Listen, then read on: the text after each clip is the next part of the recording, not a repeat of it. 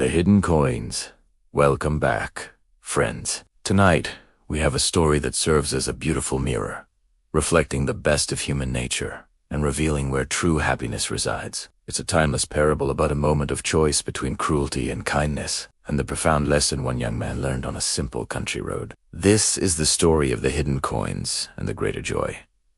The walk with the student's friend, our narrative unfolds on a fine, clear afternoon. A bright young university student was enjoying a peaceful walk with his professor. This wasn't just any professor. He was a legend on campus, known for his deep wisdom, his accessible nature, and his unwavering empathy for every student. They all affectionately knew him as the student's friend. As they strolled along a quiet, dusty lane that bordered vast, open fields, their conversation was philosophical and engaging. Suddenly, their eyes fell upon a sight that brought their discussion to a halt. A pair of old, mud-splattered work boots lay abandoned by the roadside. They correctly surmised that the boots belonged to a poor farmer. They could just make out his distant figure, toiling diligently in a nearby field, likely nearing the end of yet another long, exhausting day of labor. The student, whose heart was good but whose youth made him prone to impulsive ideas, turned to his revered professor with a mischievous glint in his eye. "Professor," he suggested, a smile playing on his lips, "let's play a trick on this poor fellow. It will be quite amusing. I'll take his worn boots and hide them deep in those thick bushes over there. Then we can conceal ourselves and watch his reaction when he returns to find his only pair of shoes gone. A lesson in true joy." The professor stopped, his expression one of gentle disapproval. He placed a steady, reassuring hand on the young man's arm. "My dear boy," the professor said, his voice soft but weighted with moral authority, "we must never, under any circumstances, use the hardship or distress of the less fortunate as a source of amusement for ourselves. The joy we seek in life should never come at another's expense." He paused, looking kindly at the student, seeing the potential for goodness in his eyes. "However, you are a resourceful and fortunate young man. You have the means to purchase a much greater pleasure than any cruel jest could ever afford, a joy that is lasting and pure." The professor then outlined his plan.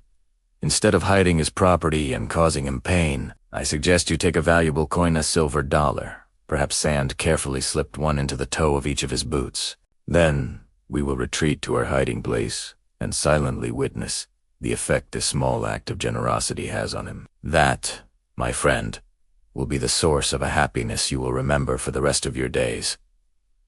The student was instantly humbled. His face flushed with shame at his original thought, and then shone with excitement at the new prospect. He quickly retrieved shiny silver coins from his pocket and, following the professor's instructions, covertly slipped one into each of the farmer's battered work boots. With their benevolent mission complete, they moved swiftly and quietly, hiding themselves behind the dense foliage of the nearby bushes, affording them a perfect, unseen view of the road and the boots. The discovery it wasn't long before the farmer, his day's labor done, trudged wearily across the field. He reached the spot where he had left his coat and his faithful footwear. He sighed as he pulled on his threadbare jacket, 10 bent down, clearly exhausted, to slip his foot into the first shoe. As his calloused foot reached the toe, it felt a hard, unfamiliar object. Puzzled, he pulled his foot back out, reached inside, and his fingers closed around the weight of the silver coin. A look of utter, profound bewilderment spread across his aged,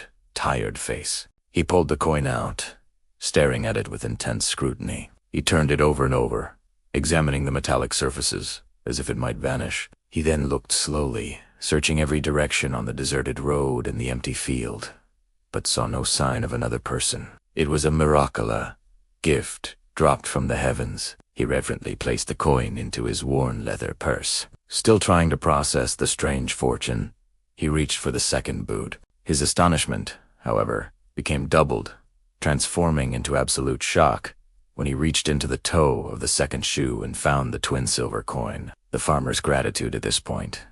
The farmer's composure completely dissolved. The discovery was no longer a mystery.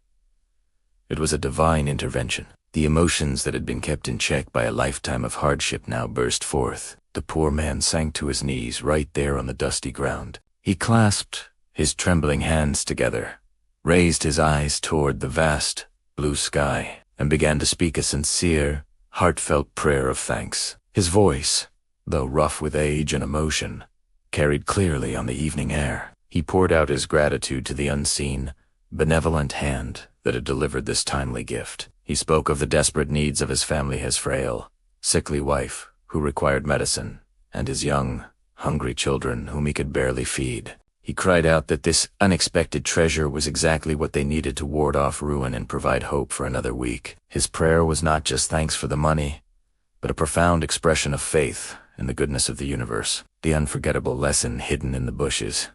The young student was a captive audience to this raw display of human emotion. He was completely overwhelmed. His eyes were streaming with tears, and his heart was swelling with an emotion he had never known before. This was not the fleeting amusement of a prank. This was deep, life-altering joy. The professor watched his student with a serene, knowing expression. Once the farmer had collected his things and walked away, his step lighter and his shoulders straighter, the professor turned to the still emotional young man. "Tell me, my friend," the professor asked softly, "which feels better? Do you feel more happiness now than you would have if we had carried out your first plan to tease the poor farmer?" The student, wiping his wet face with his sleeve, looked at his mentor, his eyes shining with a profound realization. "Professor," he replied, his voice thick with newfound wisdom, "you have taught me a lesson today that I will carry with me for the rest of my life. Only now do I truly understand the full meaning of the words I once repeated without understanding. It is more blessed to give than to receive. The joy of giving comfort and hope is a happiness far superior to any selfish pleasure." The professor smiled, nodding gently. "Then you have learned well. For the greatest rewards in life are always those that are shared. Subscribe now." What a powerful reminder of where true fulfillment lies. If this beautiful parable touched your heart and reinforced the value of kindness, please take a moment to hit that like button and share your thoughts in the comments below. What is the most impactful gift you have ever given or received? We dive into wisdom, philosophy, and inspiring stories every single week, dedicated to enriching your life and spirit. Don't miss a single lesson. Be sure to click that red subscribe button and ring the notification bell to join our community. Thank you for watching, and may your life be abundantly blessed through your generosity.